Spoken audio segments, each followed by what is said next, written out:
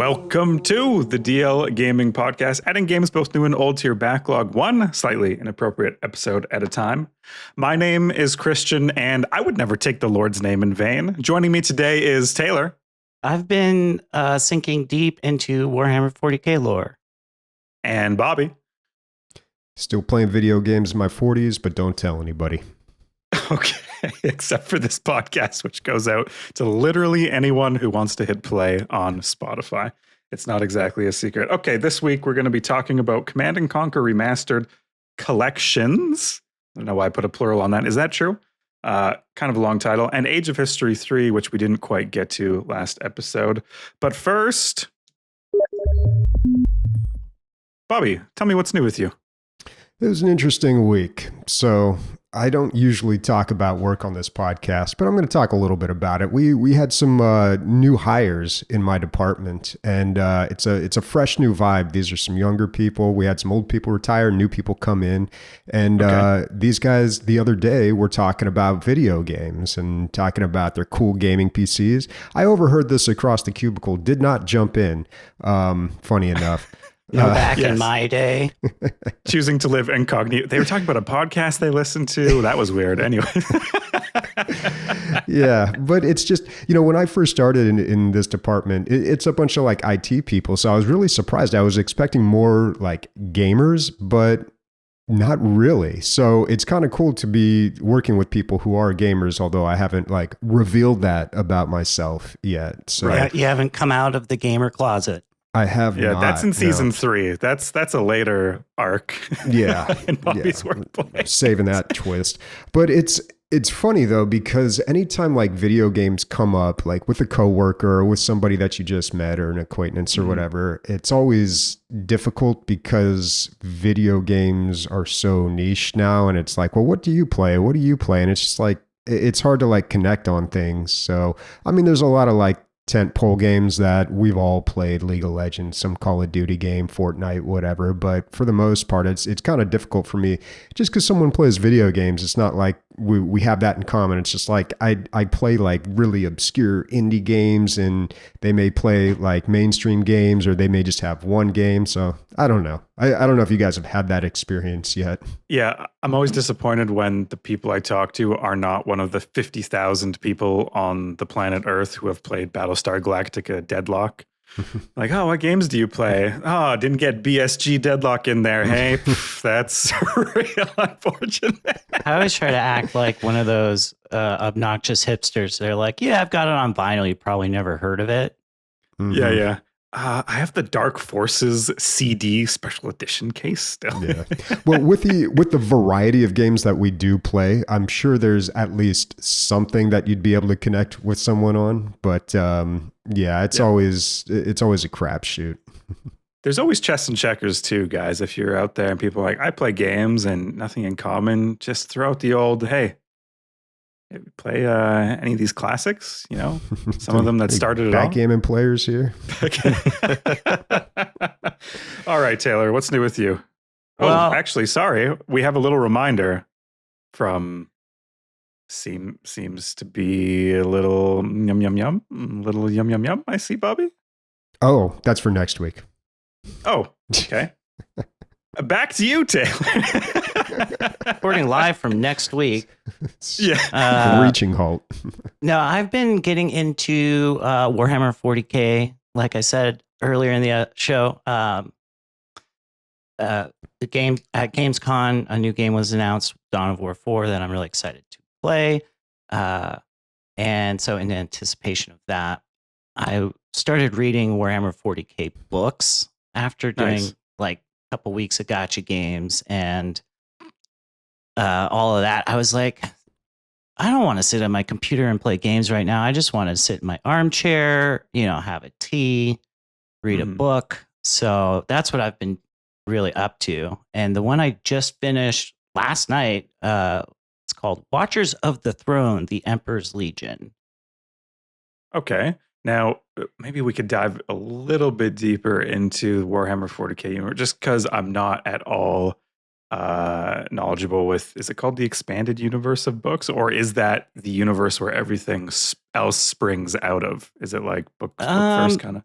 It's like I don't know how you call it the expanded universe, but it does kind of explore on the lore of the setting or expand on Okay. it.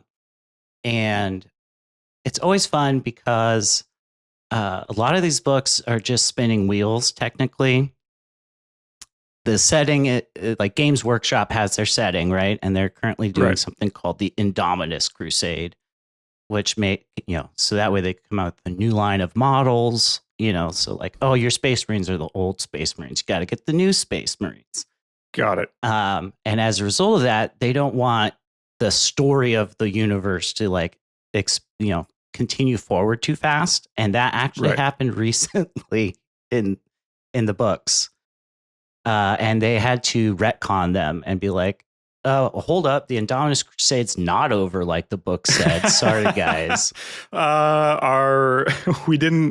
The guy who was supposed to check the lore keeper or whatever didn't properly read the ending. And sorry, that's no longer, that didn't happen. Yeah. They actually republished the book that happened. Wow. Like they had got the author to go back in, change some sentences up. Yeah, get the white out. Just cover over chapters 23 and 24. We should be good. But the last era of 40K lasted like 17 years in real life. Okay. So they like to milk the time, the current setting. Yeah. So where is Watches of the Throne? Because I mean, like when you're talking about this, I'm finishing up Dungeon Keeper Carl. Great book, by the way. Pretty easy read. But I'm looking, the Warhammer universe is so daunting for me. I don't know. And is this a good place to start? Like, is this like an entry level Watches of the Throne? I would say that someone could start here. It's set on the holy world of Terra, like Earth. Okay. And it is kind of right there in the beginning of this like new reset of the time, or like push forward of the time period. Okay. So there's a lot of terms in there that you might not know as like a casual person, but that's going to happen regardless. Okay. I'll see if it's in how long I have to wait for it in the library. There's so many Warhammer 40K books in my perception. There's too many. Okay, perfect. Okay, so the chances that this one is out seem low. Maybe I'll queue that up.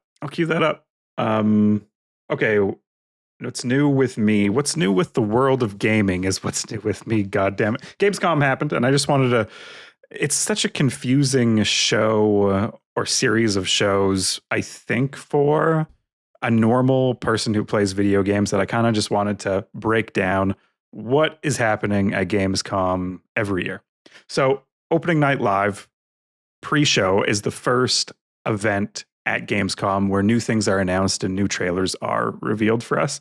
And I think this is like the best show in gaming. It's just that guy sitting at his computer with a mic across his face, kind of like what we're doing now. Yeah, just like us. It's relatable.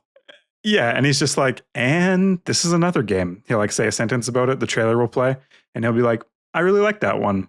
And here's another one. And it's just so chill. It's the perfect amount of host interaction compared to trailer reveals. I think, I don't know who this guy is. They get the same guy every year. No idea if he's like a streamer or content creator or someone who puts on Gamescom in the background. This was just the one thing he does. Yeah. Yeah. I got to look him up. Maybe we should just ask if you want to come on our small podcast and talk about what this is, what he's doing here. But anyways, that's the pre-show. And I do like the pre-show. I find that I'm always excited by one or two games. The trailers are quick. The host is quick. It's a short interlude to opening night live, which is like the hyped AAA high fidelity games. And to me, these all start to blend together a little bit. I mean, there are some different genres happening here, but for the most part, it seems to me these are just like hyper realistic, action oriented video games. And trailer after trailer hits me, and I'm like, okay. But also, these aren't the games I play. So I don't know. Do you guys feel differently if you watch this show? Do you get a little bit more excited by like, I guess this is where they would maybe announce like a new Final Fantasy game or, some high caliber IP. That's a good question. Opening live is the one with Jeff Cayley, right? Yeah, that's our boy Jeff. He's up there doing his thing. Yeah. I agree. A lot of the times these big AAA game announcements are kind of samey or a little bit like, okay, these are a bunch of games I'm not going to play. Right. But, then there's things like Dawn of War 4 gets announced with a big budget. And I'm like, okay, I'm back in. I'm back. They got me. Bobby, I think we know your answer, but you know how I feel. And I feel like I think I could best explain my feelings on AAA game trailers with a real clumsy analogy here. So like my cat, if it hears something outside like people or a car, she'll perk up and she'll be like, "What's that? What's going on?" Yet I could be watching like a war movie on TV and the cat's just like, "No, that's not real. I don't like explosions, people screaming." She doesn't react at all to it. Like it's all just like background noise. And that's kind of how I feel about AAA game trailers. Like it's just like, it just doesn't like register as like anything important or significant to me. And you're right. They do like blend together a bit, especially in these types of shows where they just string one after another. It's really hard. It's tough though. It's hard to stand out. So I don't know what you do in that case. Like what can you possibly do to make something stand out and like turn make the it memorable? bombast dial up to 11? Yeah. I feel like we're there with a lot of them. It's just like wow. Like it's the most on paper hooking compilation of gameplay. And yet I think it's so good to be the first one. But then after that, I mean, it's really tough for me. I don't know. Mm-hmm. I also with think the trailers, you're like selling an emotion too. And that emotion or that feeling may not match up with what the experience of playing the game is like. So you got to be careful with that as well. That's why I always prefer the ones that just emphasize more of the gameplay. Yeah, you're watching a trailer for like League of Legends or Call of Duty, and this big emotion of like proudness and duty and service, and in reality, you're playing it and it's just rage.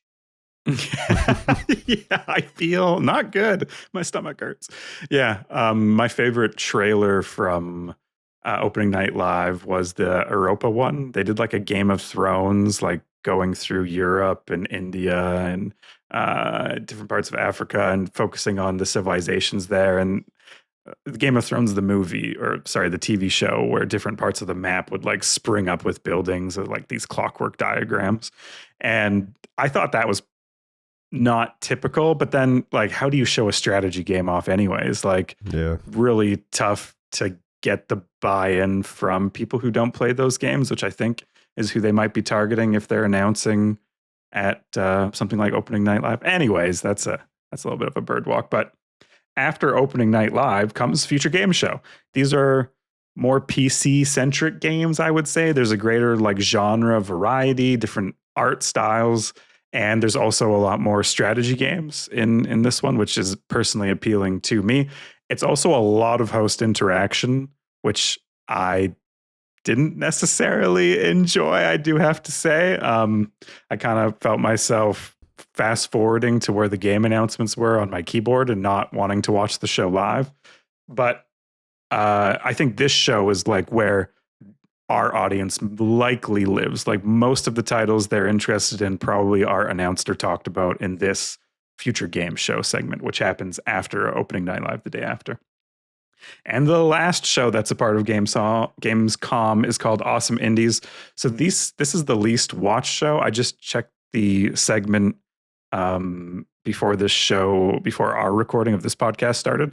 7,200 views, which is quite low on their own channel. So it's also the shortest show. It's just under an hour. And it's also the show with the most developer presentation. So you're one-on-one with these small devs. They're explaining their idea, gameplay in the background, or gameplay focused up front over their voice.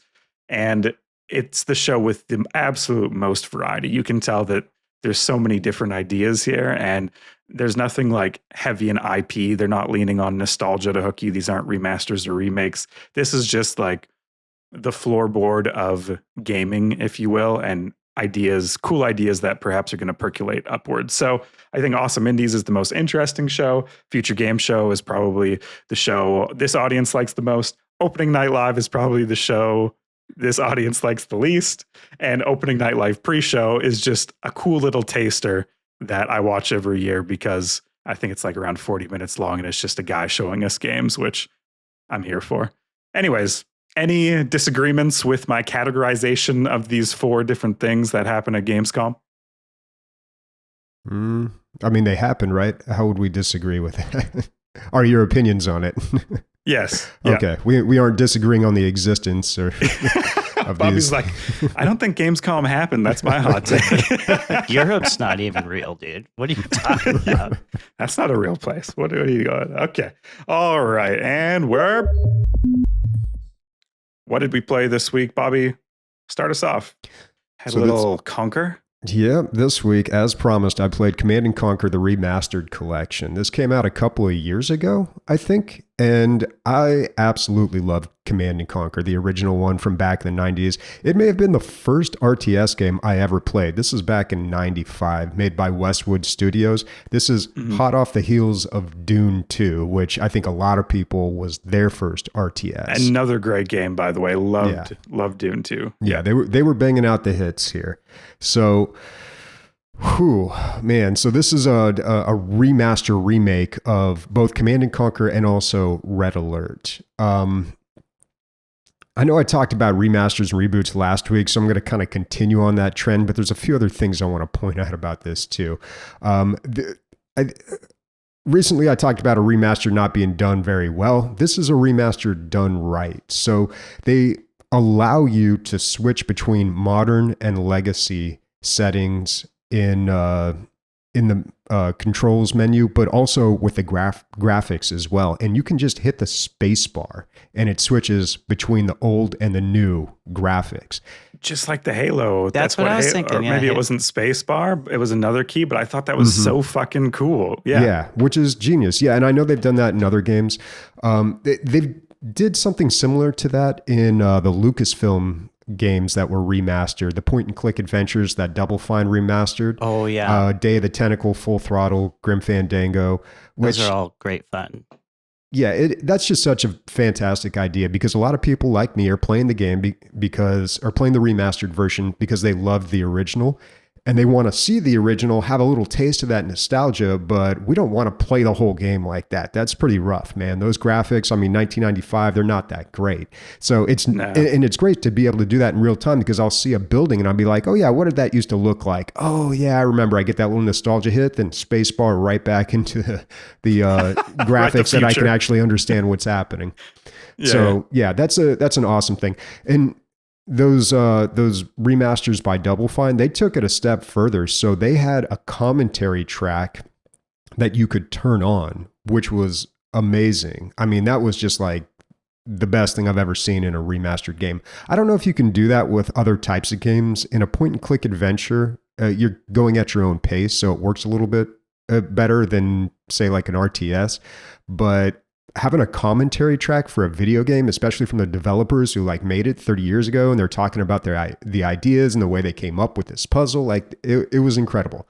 That's something that I've always wanted to see more of. Like if I get a deluxe edition of a game, I don't really care about the art, like the wallpapers and stuff that they give you. What I want is special features like from a movie DVD.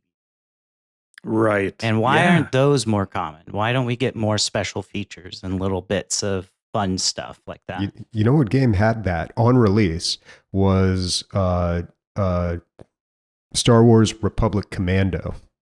They had a special feature set, and there was a really good, I've talked about this before. One of the special features in there was talking about the Foley work that they did. And I used to use that when I taught video production in middle school because it was such a good video. Foley work is like when you make sounds like close sounds, walking sounds, things that you put in post. So in this video, she's talking about how she made the footsteps of the Trandoshans Trandoshans. I don't know how to pronounce that, but she cut a cantaloupe in half, and I think put some lettuce on it, and then just made like stomping sounds, and that's the footsteps of the Trandoshans in that video game. And it sounds like this kind of like like lizardy like steps, fleshy and a little.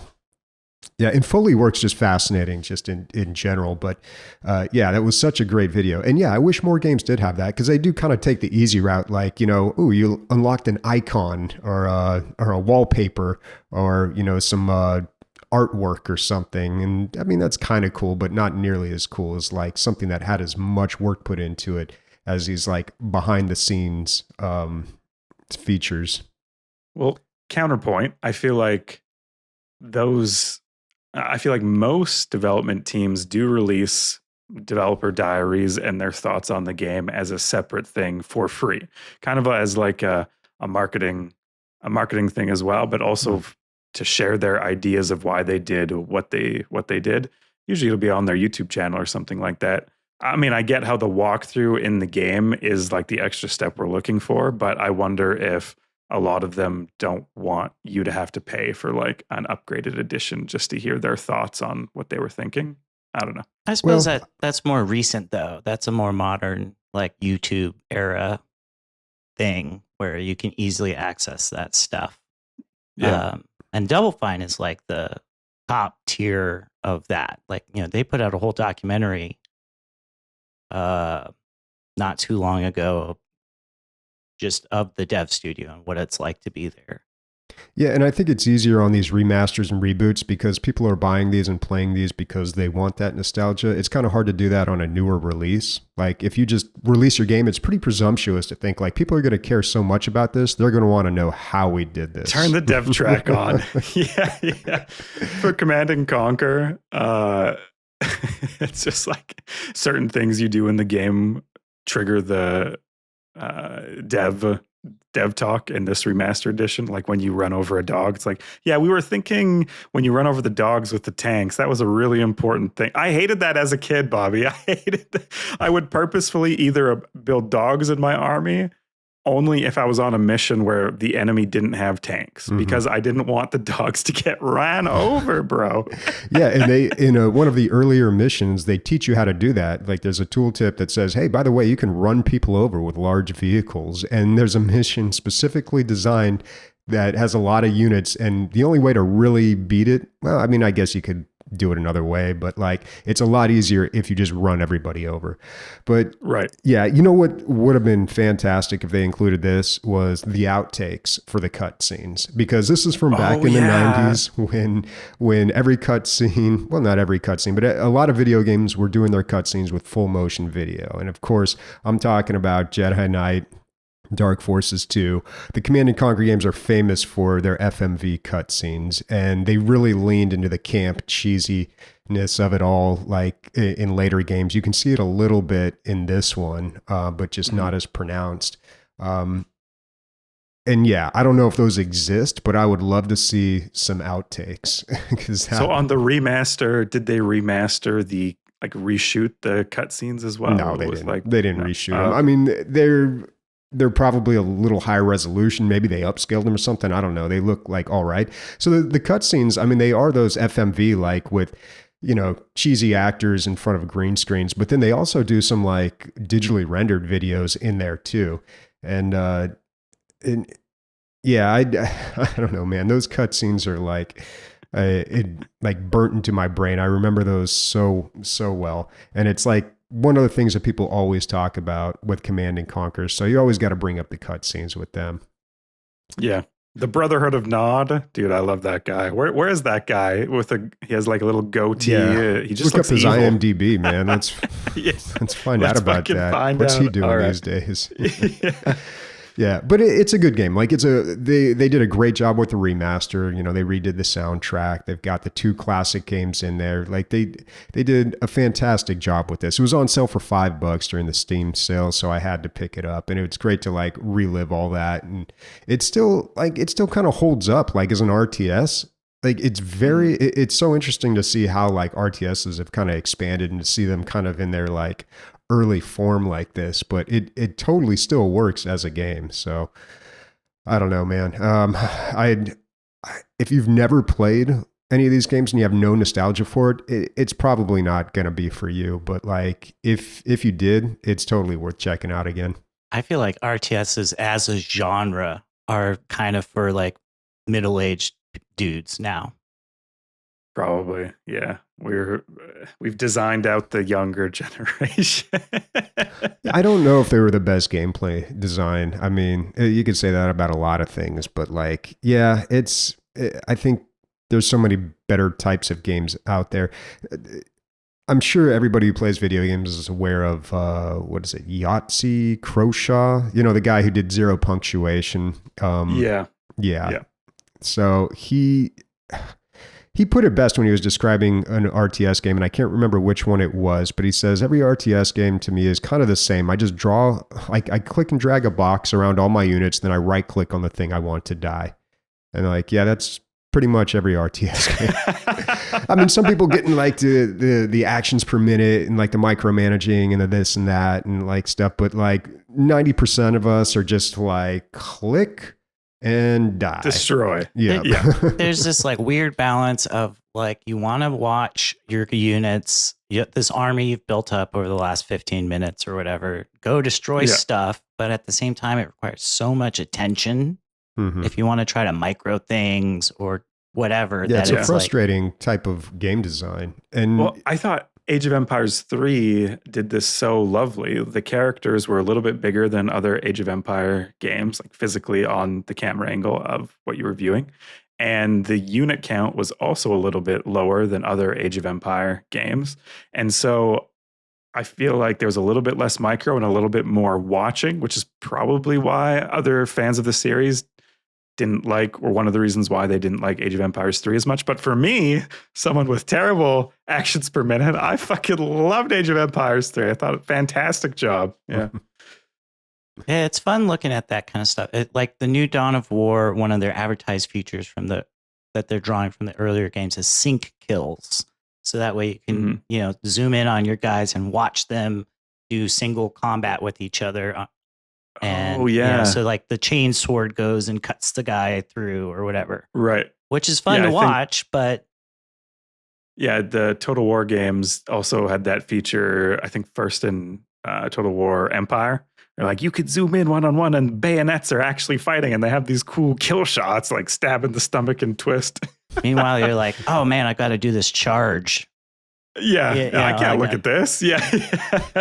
In cinematic mode? Are you kidding me right now? I'm a general. I don't have time. Okay, so this guy's name, Joseph D. Kukin. This is Kane. This is Kane, yes. And his most recent IMDb credit is Command and Conquer Renegade in 2002. He had a brief stint in acting for TV, and then it's all video game work since then. All his... since 1998, he's been in strategy games as the FMV actor. Wow. I love it. He's typecast. Wow. Found his niche. Yeah. And yeah. He's I wonder the if he got fucking guy. typecast or if that's just what he likes. And when I was looking him up, he also did an AMA 11 years ago where he has written a book about his work doing this sort of stuff. So maybe that's a book one of us should check out. What's the name of that book? Bobby. Hey man, there's a chance he's listening right now. If you're listening, reach out to us. Is it Kane versus Sharktopus? That's Sorry, just quickly scanning. Sounds like a sci-fi movie. I'll look it up. I'm sure that guy's got a story to tell. I'd be interested in reading that book. He should be on this podcast. I'm going to reply to the AMA 11 years later and say, hey, we want you. Okay, cool. That's awesome. Bobby, I see you have a note here. You were vehemently opposed to Red Alert. That feels like a hot take. Let's explore, maybe. Yeah, so this is a weird thing. So I love Command and Conquer, played so much of it, and then Red Alert comes out, and it's just like, what? Now I got to learn all this new stuff? And it was like the first time as a gamer that I ever experienced this. I'm sure people have heard me complain about other games, like, especially when I played MOBAs and Heroes of the Storm. I'm like, a new character every 3 weeks, flips the meta. This is like the beginning of that kind of mindset. So that game came out, and of course everyone started playing it, and I'm like, there's too many new units, and like they lost the simplicity. There was beauty in the simplicity of Command and Conquer. And now I look at it, I'm just like, what was my deal back then? Like, like what? Because it's not like Red Alert is like that complex or anything, but that is, and Red Alert is the game that I think people remember most fondly. Like that was kind of the pinnacle, the nostalgia of this. And then I can't remember if that, I think Red Alert is really when they leaned heavy into the humor in the cutscenes. I don't know if that's when they started doing stunt casting, because eventually they had like Jenny McCarthy and like all these like actors in their cutscenes, and it was real hammed up. I think even really? I think even Luke Skywalker was in the Wing Commander game in some cutscenes. Wow. Possibly. Is that right? Somebody fact check that. So yeah, if you're in the audience, just do a quick Google for us and we'll get back to you. That attitude is pretty funny, though. I definitely experienced that a bit too back in the day, like when Steam came out and was like starting to become popular, and I was that guy. Everybody was like that. Nobody liked Steam when it came out. That's the thing that nobody. If you're a younger gamer, you don't realize this, but like when Steam came out, everybody was like, "This is ridiculous." Because the way that they did it was they made it so you had to use Steam to play Counter-Strike 1.6. I don't know. I didn't really play Counter-Strike. And everybody played Counter-Strike. And now they're like, I got to use this launcher? Like, no. I want to launch Counter-Strike from my desktop icon, and that's it. Yeah. That and the idea of like not owning the games, that was a big part. Like once they started selling a bunch of other games, and you're like, okay, well I don't have the discs. Yeah. Yeah. It's just so funny now that like Steam is just like ubiquitous, and everybody's like, I don't want to get a game. If it's not in Steam, I'm not buying that game. But like back in the day, it was, when it first came out, it was kind of a tough sell for people, but apparently it caught on. I want to check like old forum posts or old Reddit posts, and I just want to hear the takes of like, this is never going to catch on. Well, I read like whole opinion what pieces is about this? in PC Gamer, that were like, one of the editors been like, nah, Steam is trash. Don't use it, guys. Yeah, this isn't going to work out. What is this company doing? That's crazy. Okay, and then sorry, one last point on the remaster. How is the campaign? Because you're talking about the comedy and the cutscenes and the different levels. Did it help string you along? Like, did you end up finishing it, or were you kind of like in for a dip? I got my nostalgia, and now I don't really feel the need to actually finish this. Yeah, I don't feel the need to finish it. Number one, it's challenging. Like I don't really remember it being like incredibly hard or incredibly easy, but playing it now, I'm like, this is not like a stroll in the park, because sometimes I play old games and I'm just like, this is way easier than it was back then. Right. But also they do a really good job in the campaign of kind of building you, and a lot of RTSs do this. They kind of build you up, teach you new mechanics, and like expand the gameplay as you get into larger levels. The complaint that I always have about RTS games is it's really hard to do any sort of variety in mission type. Warcraft 3 really tried to do this. It's like, okay, you've got to defend this outpost, or they've got one where you got to get from point A to B to C to D, or they give you like objectives in the game to complete. And they really, I felt, did a good job with that, better than a lot of other RTS games. And they really tried to do it, but still, it was like, I'm basically essentially doing the same thing here. Like, they changed the objectives, but it's like, go here and click or kill this. Like that's all it is. Warcraft 3 got the story, kind of nailed the story in the RTS. Yeah, at least me playing it, I felt compelled to play to also learn like what happens to Arthas, bro. He's evil now. That's crazy. Yeah, you wanted to earn those cutscenes.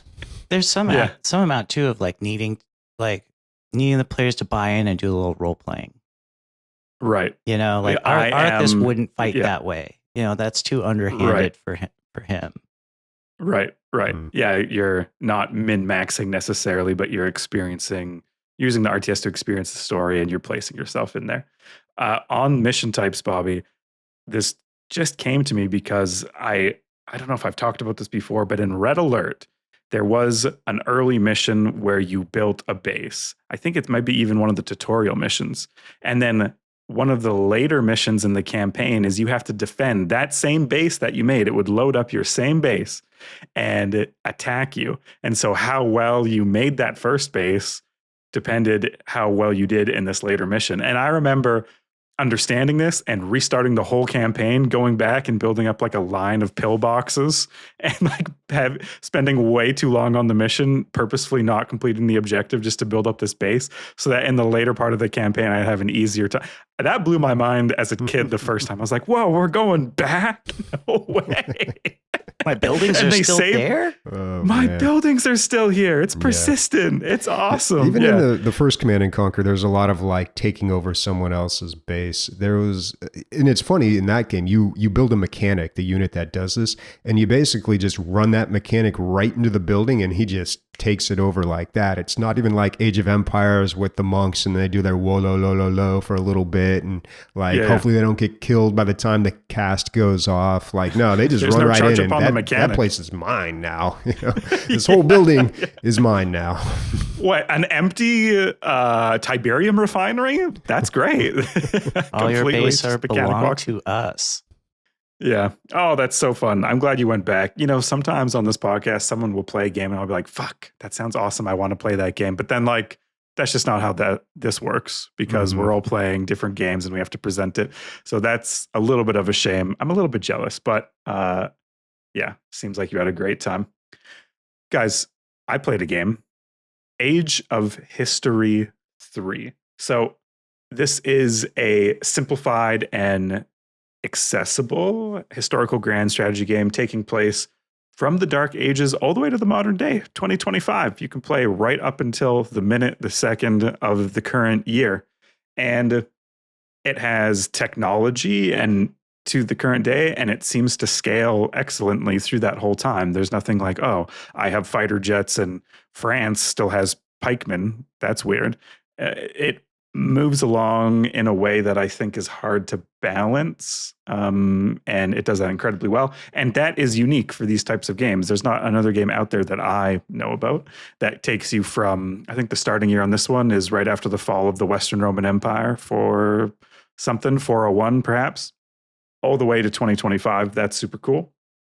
And it was on sale for Steam's for XFest, which was, I was just browsing and I had played like 80% of the games and I was like, okay, I need to find something I haven't played in this fucking festival.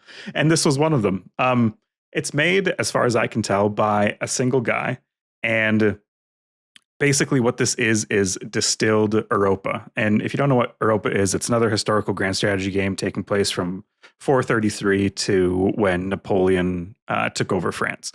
And people love that game, and that game is very deep and it has a lot of complex mechanics and it can take forever. I mean, months and months, at least for me, to actually finish a game of Europa. The new Europa game was just announced, Europa 5. People are going crazy. They love the look of it. And this game, maybe I want to zoom out a bit. In the historical strategy community, there is a slur that people throw around at games that don't have a lot of complexity, and that slur is called map painter. This is like calling someone, I guess, a pedestrian, the equivalent, right? You're like, oh, you're not, you filthy casual. Yeah, you're casual. You're really playing a map painter game. Wait, you're playing 1981 Risk the board game? So a map painter, that's getting into the mechanics of a game. That's a description of like the mechanical depth, perhaps. Yeah. It's essentially all you're doing is painting the map the color of the entity that you're playing. So, and a lot of these games, that's not the final goal, but that is the end thing that you're doing. You're taking over land, which paints the map the color. And it's nice to see, my borders are all cool and I've formed the real historical nation of Italy, but I started as Tuscany. That's fucking awesome. I painted this map and I filled it in and I made this history. But another game came out called Imperator Rome, and Map Painter was leveled at this game from the beginning. They were like, all this game is a map painter. it has instant pop removal. There's this funny clip of this German streamer playing Imperator Rome right before it released, and he's playing with the populations in Rome, and he's like, "Oh, well, I have whatever X amount of Tunisians, I have some Etruscans, most of my people are Romans, and then I have these Jews." And the thing is, with the different population in mechanic in this game, that there can be rift, chaos generated if you have a certain unequal level of population that doesn't agree with the state, essentially. And turns out Jews were one of those populations. So he clicked remove Jew button essentially 10 times, and all the Jews were removed from Rome. And he goes, "Oh, great, I removed all the Jews." Wow. Which, and he paused after. He's like, "Oh my God." I don't think he meant it that way, but it was a really good indication that this was a pretty basic game. You can click 10 times and all this population is removed. Usually that isn't how these games are played. There are like event decisions that come up, and you have to choose kind of a morally good option or a morally bad option, or there is a delay between when you click something and then 100 years later that sort of resolves itself. Sort of, this is like an effort that takes the movement of time to complete. Sort of like, it's like you're the Senate that's making decisions, and these policy decisions take time to like percolate out through the empire. And and it's not as simple as just clicking a button 10 times. So, and that's part of what makes these games fun. It's the not instant reaction. It's maybe the opposite of an RTS. When you click something in RTS, it happens now. You're making a unit. The unit takes 15 seconds. You move the unit across the map. It moves instantly. Part of the cool thing about this game is planning 100 years ahead. Okay, in 100 years, this building is going to finish. My navy is going to be stronger. What diplomatic moves can I do in 100 years from now if I start now? You have this longer time frame of strategy, and that, I think, is what people connect with when they're playing a grand strategy game. And I saw this resolved in Victoria 3 subreddit the other day, where someone was like, "Does anyone think playing the game as world domination isn't fun?" Essentially playing the game as a map painter. And every comment is like, "Yeah, dude, you're playing the game wrong. This isn't, why are you playing Victoria 3 as a map painter? Don't do that." Like, it has all these in-depth mechanics, companies, it has like this simulated economy. So if like Russia's producing a lot of wood and Poland is producing a lot of chairs, they have like a good trade balance between them because Russia is trading. And it like that sort of depth in the game. And then some asshole is just conquering everything. I don't know. And then he's like, "Hey, is anyone else not having fun?" And everyone is like, "Dude, that's not how you play this game." Even like the more simplified strategy layer of Total War games, that's not fun to just do that. It's all about the incremental decision making in these games, and not just like, I'm just going to do this one. I'm only engaging with 10% of the game. Exactly. Yeah. And so because this game, Age of History 3, is a little bit of a more accessible title, I think it could be labeled as a map painter, because things happen instantly. It takes the mechanics of Europa and it just boils them down to a couple clicks, which I think on the one hand is genius, and on the other hand removes something special about Europa. Essentially, I found as I was playing this game, I think I'm 40 or 50 hours into it now over these 2 weeks. I'm horribly addicted. I have to uninstall this after this episode. It's ruining multiple things in my life. But I found that I could play about 3 or 4 games in the time frame where I would have played like 10% or 15% of a one Europa game. And I think because they boiled these mechanics down, it's really fun. It's like dad mode. It's a little bit more casual, a little bit more fun. But I think, unfortunately, why it might not be picked up and rated as highly as these other grand strategy games is because it's a bit of a map painter, as the slur, as what they mean by when they use this word as an insult. And before I had my daughter, I would probably agree with that. This game is too casual for my taste. Gross. I feel gross saying those words out loud now, but now that I have a lot less time, I'm thinking Yeah, dude, I do kind of miss playing Europa, and I'm probably not going to pick up Europa 5 because I know how much time it's going to take, and I'm never going to have that time. But I can play a round of Age of History 3 in a week and have a wonderful time, or have a little bit of the same experience just boiled down. And maybe that's okay, and maybe that's fine. That's kind of like the somewhat of the attitude I got after last week too, playing those gotcha games that I was like before just looking down my nose at, and then Yeah. engaging with them and being like, okay, there's something for everyone. You know, like even if you don't necessarily find those games fun now, you might later, or you know, like there's this map painter thing that you're talking about. It can be a good thing. Yeah. Yeah. And I think for what it's worth, this game is reviewed quite well. It just doesn't have a lot of people playing it at the moment. It's not like, I wouldn't say this game is a failure by any means, and it's not. I don't think what I'm saying is. I think a lot of people agree with me. Looking through the Steam reviews, people are like, it's just a boiled down version of Europa. Some people are saying that negatively, but me, I say positive. So thank you, one guy, Lukasz Jakowski.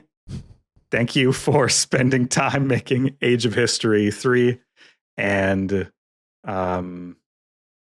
guys like maps? Are there a 1 and 2? I didn't check. I have no idea. Could you imagine? He starts at 3. Why not? Warcraft 3. That's the first. It's like Star Wars. We start with part 4. Yeah. Yeah. We just decided to. I think I play these games just because I love maps.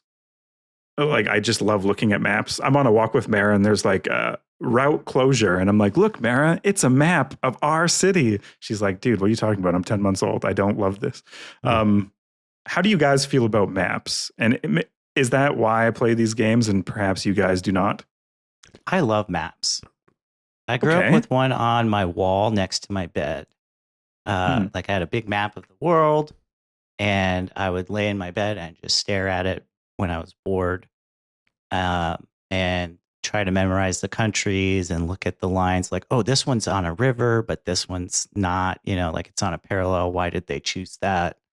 Yeah. That whole thing is really fascinating to me. That is some map lover bullshit, Taylor. Me and you we're baked in the same oven, I think. Yeah. You would probably love Age of History 3, I would imagine.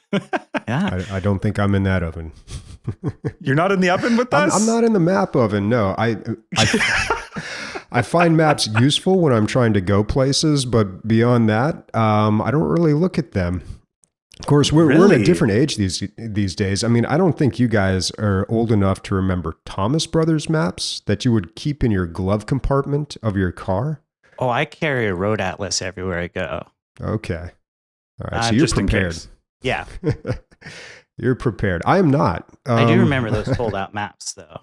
Yeah. Well, the Thomas Brothers map was a very, look it up. I mean, I don't need to explain it, but it was a big giant booklet of maps, and you'd always keep one in your glove compartment because nobody had GPS back then. And like, okay, we're going to A11. So we got to get on this freeway. And yeah, it was how you got around back in the day before MapQuest, before GPS, before all that. Even if you printed out MapQuest, you want one of those because if you take a wrong turn, now you're just like, I guess I'm screwed. Mm-hmm. Yeah, you pull over to the side of the road, pull out the old Thomas Brothers, and figure it out. But I am more and more. I find myself frustrated with my Google Maps experience. I don't know what it is specifically about this app, but it is not taking me from point A to B as well as it used to, and it's pissing me off. Maybe it is time for the physical maps to return. Google Maps will sometimes send me through like 4 residential neighborhoods in a row. And it'll be like, go 50 through these people's fucking homes. I'll be like, wait, why am I here? There's a highway right beside me. Like, surely, and I'll look over and it won't be that busy. I'll be like, why? To save a minute? To save 2 minutes? Because part of it is like, it's almost like playing a game. On the one hand, Google is trying to make it so that way you personally are going faster. But on the other hand, they actually make agreements with like cities to route traffic certain ways. And so they've got these competing interests of like helping the user, but also then like helping the general traffic situation in an area. Mm-hmm. Right. Welcome back to Map Talk. Map Talk. Talking about going places. Yeah, but I have noticed that there was an accident on the freeway or something, and everything was like slowed down and shut down, and it told us to get off and like go through the residential route. And I guess it told everybody else to do that too, because everybody got off, and that ended up being even slower than the freeway. So yeah, I don't know what the solution is with that. I mean, the problem that I have with Google Maps out here, and probably Apple Maps too, is that, you know, we've got such large freeways, you know, we got these like massive freeways, and then it's like, okay, get off on this exit. And then it's getting better at this. It tells you what lane to be in now, but like, it's like this exit splits off into like 4 other lanes. Like, which one do I need to be in? It tells me at like last minute. Sometimes it's just kind of hard to like adjust, but there's one in Dallas where you have to exit, and then you have got 300 feet, and then it splits into 3 different ways, and you need to be in the exact right lane to go. There's like a double merge and like and sometimes it gets confused. If I'm looking at Google Maps and I have it in front of me on like my phone dock in my vehicle, I just want to know the next thing I have to do. Sometimes it'll say stay left on such and so highway. By the way, the only thing I can do is stay left. It's a fucking highway with no exits. And then about 400 meters before my destination, it would be like, okay, turn right, exit here. And I'll be like, why can you just tell me that 3 kilometers ago, bro? Like, exactly. That's the issue that I have. And I think they'll get better at that, but they need to show you those like next steps and the directions, I think earlier. This really is Map Talk. Yeah. Wow. Map Talk, getting you from A to B. Listen to a bunch of dudes complain about driving. That should be our spin-off podcast, Map Talk. Okay, guys. This is still about video games, and we're going to talk about what we want to play. And Taylor, I feel like this is a fairly exciting game we've heard about on this podcast before. I think 5 or 6 years ago by Mini Del Macho. So I'm excited to hear what's new with this. Yeah, so I want to play Vampire the Masquerade Bloodlines. It is a classic first-person RPG set in the world of darkness. Yeah. My favorite place to be when I'm trying to get from A to B. Think of vampires and werewolves and all those kind of fun, classic monster-y things. Who doesn't love that stuff, right? Like classic Universal movies. And dive deep into the Masquerade. But yeah, it's from 2004. It's kind of janky. You have to use an unofficial fan patch to even play it. But they've just finally announced the release date for Vampire the Masquerade 2. 20 years later. And it went through dev hell and got initially announced a release date back in like 2009 that they never, or 2019 that they never hit. It's been passed between studios, and the recent announcement is super controversial, including like day 1 DLC and all that stuff. But reading about all that news and like browsing people talking about the game, and kind of like got me thinking about it, got me being like, I only played this once back in like 2006, when I was still had an undeveloped brain. Right. And everyone talks about it with such like reverence of like, this is one of the greatest of these RPG games, and it's so much fun, and you can do very interesting things in it, that it got me thinking like I should go back to this as an adult and give it a shot and see what is up. Like, is it just a bunch of, people who were teens in the 90s that love vampires, that are like the old goths are like propping this up, or is it actually super fun? Right. We don't know how much the goth block has swayed the opinion of this game. Welcome back to Goth Talk. Goth Talk.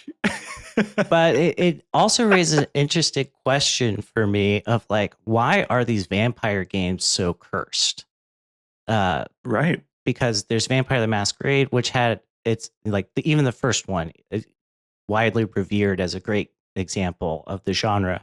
It still had its problems, and then Vampire Masquerade 2 is like I just described, went through dev hell. Then there's other vampire games that try to like fill in that gap, like Vampire went through a bunch of whatever, and then the games come out, they don't do very well. People are upset at them. It's never hitting the beats that people want it to. And it's just made me think like, aside from games like Vampire Survivors that did super well, but it's not in my mind, like a vampire game. It's more about the mechanics than it is about being a vampire.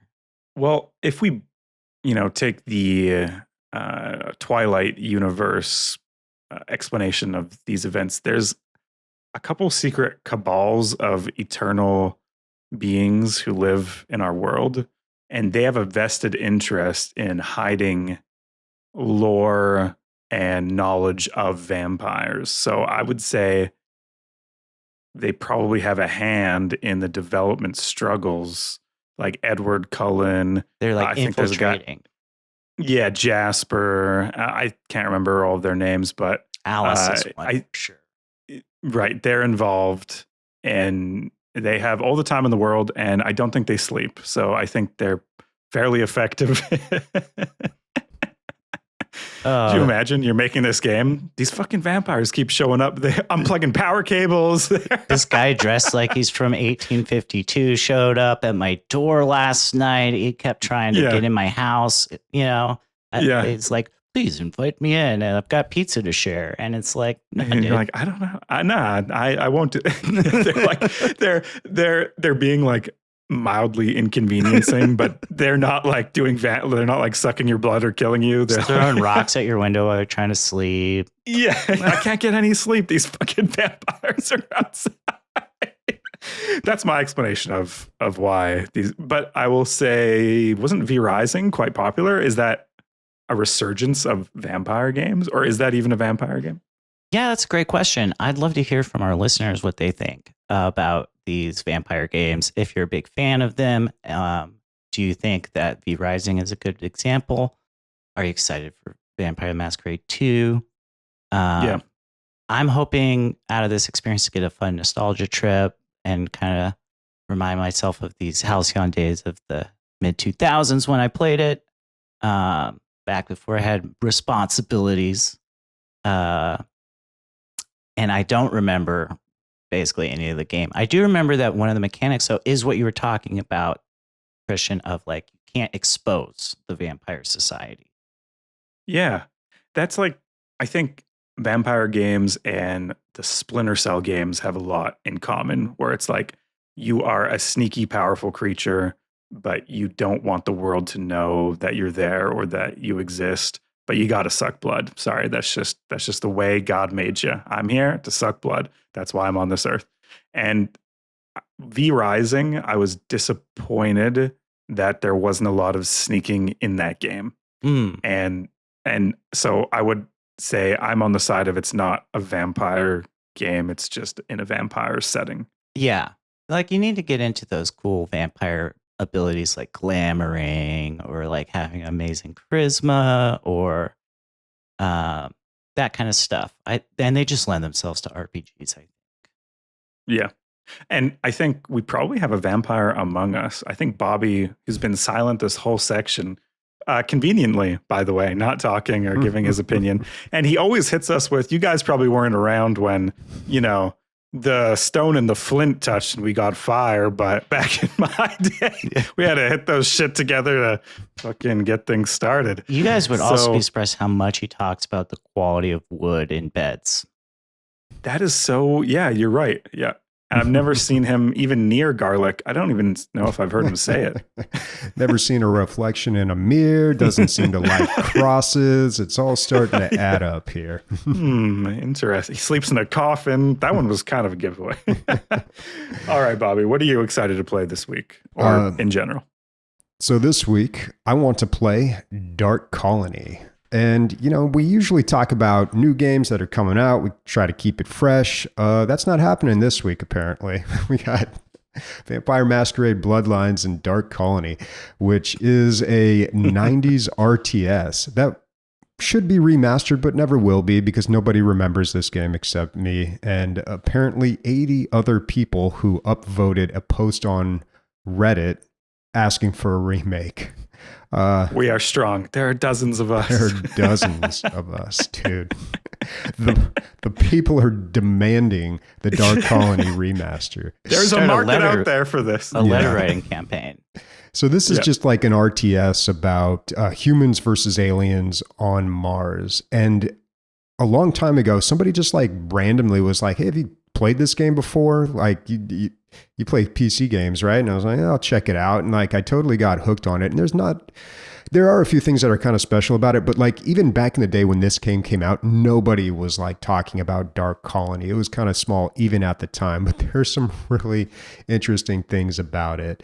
I mean, it had a day-night cycle, which I had never seen before. And it was also the first time I noticed units that could be like leveled up through experience in combat. And I don't think I had seen that before. Maybe like I had. veterancy. Yeah, exactly. Both things that Warcraft stole and did quite a good job with, maybe even perfected. That's cool. Maybe those ideas came from this game. Yeah. Well, this game was 97, so I don't know where that fits in the timeline with some of these other ones. But it's got the classic aliens, like the skinny gray bodies with the big heads, the giant black blank eyes. And what's really great about this game is the cutscenes. The cutscenes are super gory, very violent, and they cannot be meant to be taken seriously, I think. Like there's some humor in there, and it's along the lines of like Helldivers 2 or Starship Troopers, like that kind of humor. And I don't know. For some reason, I just really like this game. You can get this game for free on My Abandonware. Like it's out there. Nobody's like trying to make money off this game anymore. It's like 44 megabytes, I think. So you can check it out. And I would encourage you to at least play the first few missions, or if anything else, or if nothing else, I would recommend just going on YouTube and looking at the opening cutscene, specifically around the 3-minute mark, because yeah, I know, like it's like a 4-minute opening cutscene, wild, but like around the 3-minute mark is like the best part. But I don't know. Maybe there is like one person listening to this right now that knows what I'm talking about, but like I'm just justice for Dark Colony here. Like we need this game just never ever got the recognition it deserved. Dude, I love this. I kind of want you to do a deeper dive on this. Like this is something I know nothing about. Seems like a super niche topic that you're passionate about. You're going to start some sort of political organization to bring it to the forefront of our attention. Like, I don't know. I would just love it if somebody else played this game so they knew what I was talking about. And like I said, you don't have to play a lot of it, but I have a feeling I'd play some of it and be like, oh, okay, yeah, that was cool. And I'd kind of be over it. But really, I'd just want to watch the cutscenes again. But yeah, and the only reason that this game came up or popped into my head is because I was playing Command & Conquer and it kind of triggered a memory of this game. I didn't even remember the name. I went on Google and was like, RTS 90s Mars, and it came up and I was like, that's it, man. That's the game. Like it's one of those ones that has just been lost in time. So I'm bringing it back. I'm putting it out there again. Like I'm trying to 81 upvotes now on that Reddit post. Let's get this remastered. We are strong. There's not even, I don't even think there's enough fans to make like a fan made like remaster of this. Like it's sad, but you know. Well, you never know, dude. You're putting this out to the universe and maybe these people just haven't been connected yet. And maybe because it sounds like there were some interesting things going. I mean, it gripped you for some reason, right? So Yeah, and I think it was just the like cutscenes, the settings, like it was very different for there was something about this game, like, and you'd have to play it to really grasp it, I think, but maybe 30 years later it still would, I don't know, but yeah, I love this game so much. Here's a weird story. I have a history of doing presentations, usually like at school, that just like that just bomb, like that do absolutely terrible, like nobody gets them. Yeah. Like right. I'll just tell you about this one. So like I had to do a history presentation. It was something about like World War II or something like that.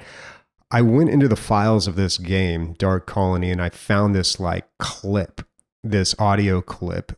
You know how when you select units, they like say things like this one. Barks, and again, yep. This one was very over the top, very violent, very gory. And one of the clips was "Make them bleed," like just like that, like just real ominous. And I used that in my presentation, and people were just like, "That was weird." I was like, yeah, man, that was awkward, but. I love it. Okay. That's a great story, dude. And I got a couple of those. It in, you're dude. like, "This is gonna kill, dude." Yeah, this is awesome. gonna kill. This is great. This is really like, yeah, but it did not. But yeah, Dark Colony, check it out, folks. myabandonware.com. That's awesome. I think maybe you're retired from making YouTube videos, Bobby, but this has added, everything that we put in the "What do you want to play" section gets added to a spreadsheet behind the scenes so that we can keep track of like everything we brought up. A couple times, if I don't know what to play, I'll go back to that list and be like, oh yeah, that game really excited me. I think it is time to finally play it. Maybe you don't want to play it, Bobby. Maybe you just want to talk about it. And putting this video out there in the world is step one to getting some sort of remake going. I mean, you're going to need all the help you can get. Be the change you want to see in the world, I guess is what I'm saying. I'm gonna play it a little bit. I'm gonna play the first few levels just to get that nostalgia hit. But I would love it if some other people would come along on that journey with me. I'm just asking for 3 levels. 3 levels. That's all I'm asking for, people. Not a lot. It's free on myabandonware.com. It's 44 megs. You could fit it on a floppy disk. Okay. Now you're pushing a little. No, just joking. Okay. Not helping the vampire. What is our community up to? Thank you to Truthbringer, our executive producer, and to everyone who supports us on Patreon. You send us some love every month for putting this show together, and the love is felt. Hopefully you feel the love from us too when you get early episodes, or you get stickers in the mail, or yeah, I think those are the only 2 things we do now. So hopefully you feel the love. Okay, Bobby, what's up for listener questions? Let's see. We've got some from Warconius. He asks, what's the big deal about Silksong? Hollow Knight was just an inferior Dead Cells. Unnecessary hype. Wow. I think Warconius likes making strong statements. Yep. I never, it's unfortunate. I don't know if any of us have played these games. I played Hollow Knight. I did not care for it that much, but I also didn't care for Dead Cells. So I'm just like, I'm in the awkward position of just saying, you know what, maybe they're both not that great, but like, take that, Warconius. most people would disagree with me, and I'm usually wrong when about these things anyway. So yeah. I played it for like an hour and a half and bounced off. Really? Yeah. So I've come to this podcast in the early days and not even known what is a Metroidvania, right? Like, I'm so out of the loop on this. I don't even know about the genre, or I didn't know about the genre, but Rianne played Hollow Knight and she did beat it. And I was there for most of that.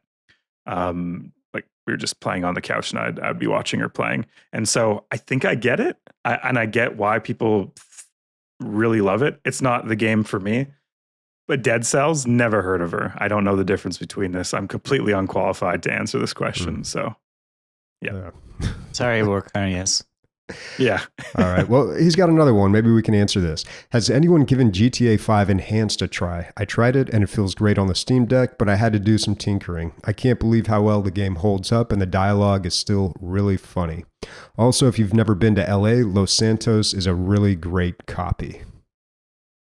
That's one thing that GTA games have always been good at, is like capturing a setting, which is why I'm looking forward to GTA 6, which I believe is in Florida. Yeah. I've only heard of Florida. I have no concept except the weird shit. And I guess Miami is there too, which is a place where people party. I know nothing. It is in a lot of songs. My experience of LA was staying at a hostel in Inglewood and being scared. So maybe that lines up. I have never played GTA 5, so again, can't comment. Yeah, sorry. I've never played Enhanced. Never played Enhanced. Did play GTA either. 5. But he is right. Like, I've been to LA many times, and yeah, Los Santos does really feel like it. So I'm sure they'll. I was 30, and I went to LA with Bobby and Emilio to do that video game orchestra concert, which was so good. But originally, I was going to stay in a hostel, and I was telling Bobby about this, and he's like, "Dude, how old are you? 30? You don't want to be that guy. Don't be that guy. Don't be at the hostel." I was just like, "What? It's $25 a night, and I need a place to stay, and why not? Why can't I stay at a hostel? Is this age limited?" You don't smoke enough weed to be the 30-year-old guy at the hostel. I didn't know this was even a perception. I just thought it was a cheap place to stay. Anyways, I had fun in LA too. Good time. All right. And we've got a comment. I'm not sure where this comes from. Was this from Discord? This one came from YouTube. YouTube. Okay. I always like to source it. And this is from IFI141. They say, unpopular opinion here, I guess, but after 10 years of Corsair K70 Cherry MX Red switches clickety-clacking, I'm ready to return to Membrane, looking at the SteelSeries Apex 3 TKL. And I like this question because I think there's a little bit of a hidden nod, because we were talking about things on words in other languages we don't understand, like the strike through the O that the Norwegian languages use, and the two dots above, and accent aigus and accent graves, and clacking in this question is spelled with the two dots above the A, which I still don't know what that does. I don't know what the umlaut does to you. Is that an umlaut? I don't know if that's an umlaut. I guess that's on a U, but it does have the two dots above it. Diacritic marks is what you call those. Okay. Former linguist here. Wow. I don't know. Maybe it's something wrong with his keyboard. Get that checked out, dude. Yeah.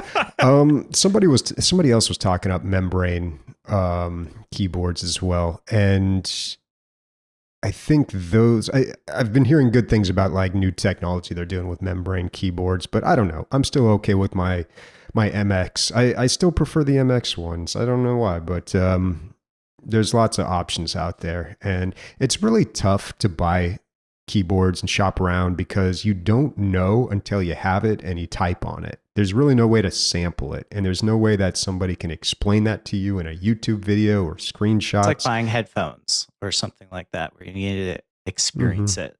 Yeah. Yeah. And you can actually buy these little panels. They're like 9 keys, 3x3, and you can get them with like all the different types of switches on it or keycaps, and then you can kind of test it that way. But still, it doesn't give you the full typing experience. Like I've noticed with my keyboard that I talked extensively about last week, like it's a lot less pressure required to press the keys now. Like even less than my last ones, which were like 45 grams. So I sometimes find myself accidentally pressing keys. I'm getting better at it, but like in a Word document, it'd just be like J across the screen. I'm like, oops, didn't realize I was doing that. Or when I play a video game, I was just breathing heavily. Yeah, the J was being depressed.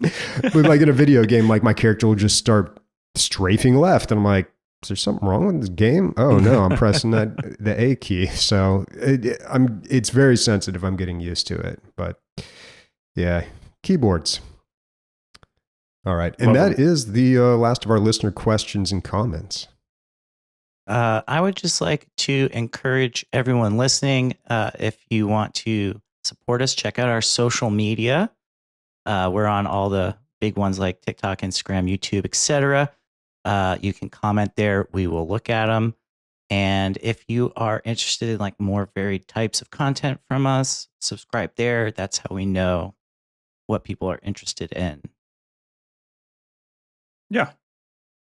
We'll try and put at least a couple clips or at least one clip up from every show, like something stand out that we think was funny or insightful. And so, if you comment there,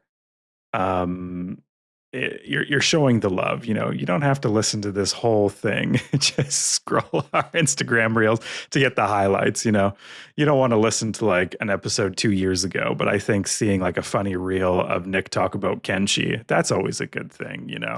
When he compared it to overdosing on fentanyl and then getting Narcan. And a lot of the comments are like, that is nothing what that feels like. And I just outrageous. Outrageous you would make that comparison. I'm about to call you a map painter. Yeah, the ultimate slur. Okay.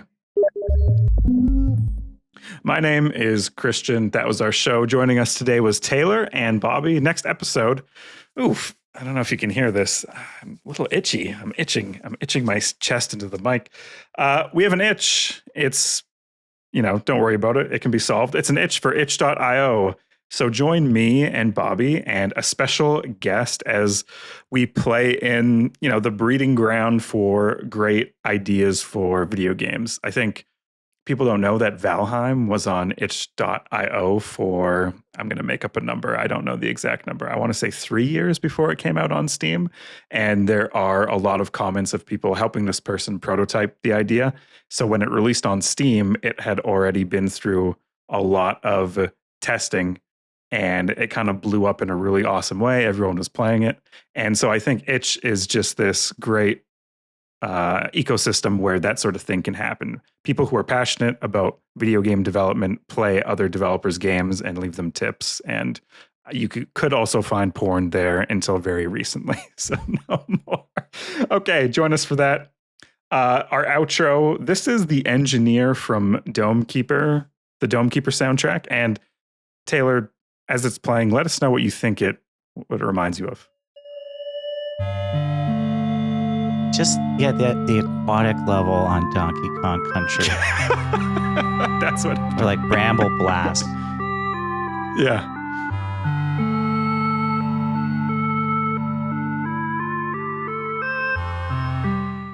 So peaceful.